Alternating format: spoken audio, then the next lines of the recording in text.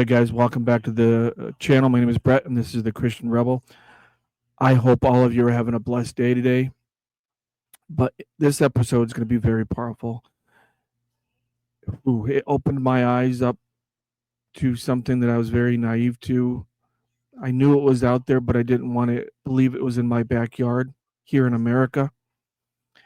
And I watched one of the a recent episode done by Shawn Ryan. Shout out to you, Shawn, for having Tim Tebow on to share what he is doing for these children. And there'll be links in the description to watch this episode. I recommend that you go to Shawn Ryan's channel and watch the entire episode. It will open your eyes to some truth, and we need to get into the fight and help. There will also be a link to Tim Tebow's foundation in the description. Go there, volunteer, donate. It's time to get into the fight and fight for those who can't. So let's watch this clip of Tim Tebow and Shawn Ryan. In a couple years later from that, it led into the fight against trafficking and exploitation, because my dad was in an underground pastors conference in a country where faith isn't really allowed. And so he's meeting with these pastors underground so they don't get arrested and they can go back to their communities and minister. And in that underground location, men came in with 4 little girls and started to auction off these 4 little girls to all of the men that are in this place. And one of the reasons why my dad's one of my greatest heroes and role models, he just can't look the other way. And he didn't have a 7-step plan of what to do. He didn't have a plan of action, a strategic thought. He just was, no, those girls are priceless to God. I got to do whatever I can. He took out all the money in his wallet, which was $1,250 for the rest of his trip and to get home. And he purchased the freedom of those 4 girls. And he called me afterward. Got a question for you. Would you give up all that you have in your wallet to rescue someone? I hope if it came down to it, I would. And make that sacrifice to help those that can't help themselves. That's one of the questions I'm asking you. Comment below. Would you take all that you have in your wallet and rescue someone? Let's continue. Words and I said, "Hey, Dad, how's the trip going? How you doing?" And he said, "I'm doing okay." And I was like, "What are you up to?" And he said, "I just purchased the freedom of 4 girls." I'm like, "What are you talking about, Dad?"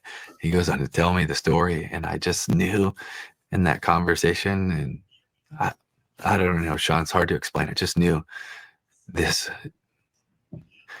is also part of what we were called to do, being at TTF. And not long after I got to fly to that location, and you show up and you're thinking all these thoughts like, oh, this is like Taken and Liam Neeson, and this is cartels, and it's, crime families and all of this. And by that time, we even had more kids.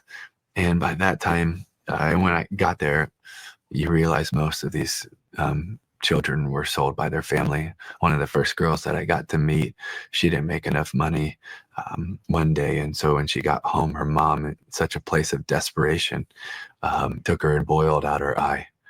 And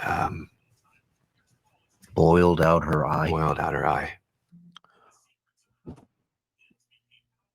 Wow. Excuse me. I don't know how a mother, even being desperate like that, how a mother could do that to their own child. And I just can't understand that, how a mother could do that to their own child. My wife and I lost a child 25 years ago. He was only lived 10 days. And it's heartbreaking when you lose a child, but to see other innocents out there being trafficked, being hurt in this way, it breaks my heart. Let's continue this video.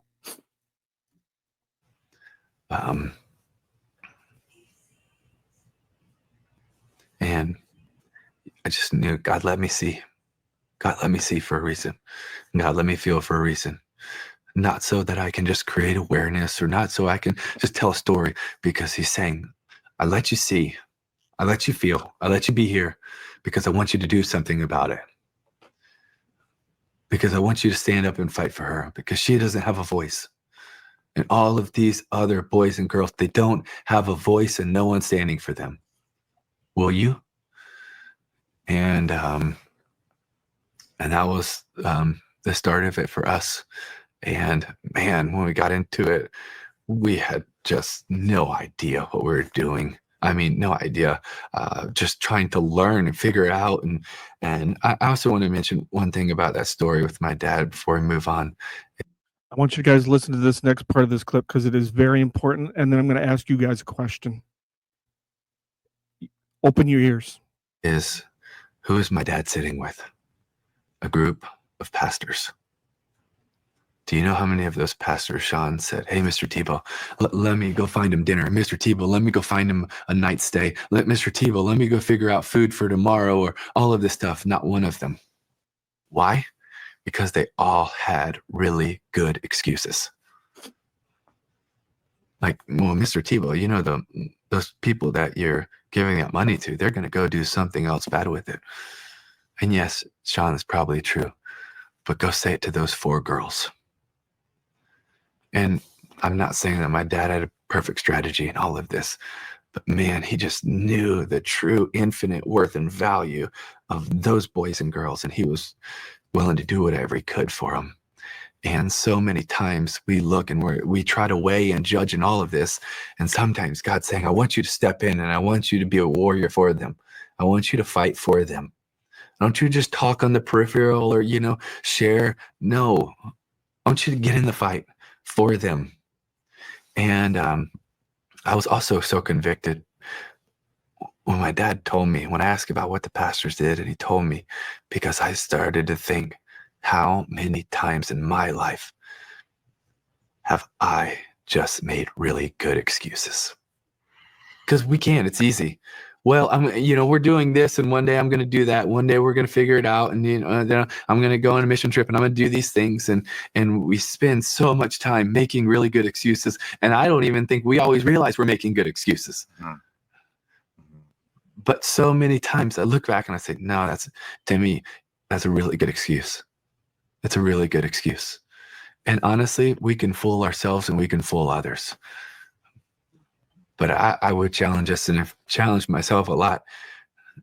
Are you really just saying, oh, you're tired, or you have to do this, or you have to do this, or I got to provide here, or I got to do this, but I got to go train, but I got to go do this?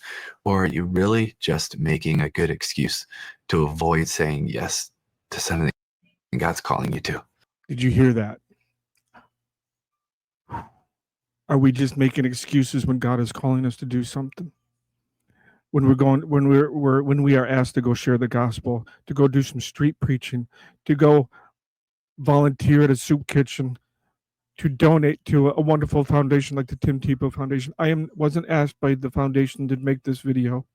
I just saw this clip on the Shawn Ryan show, and I have to do something.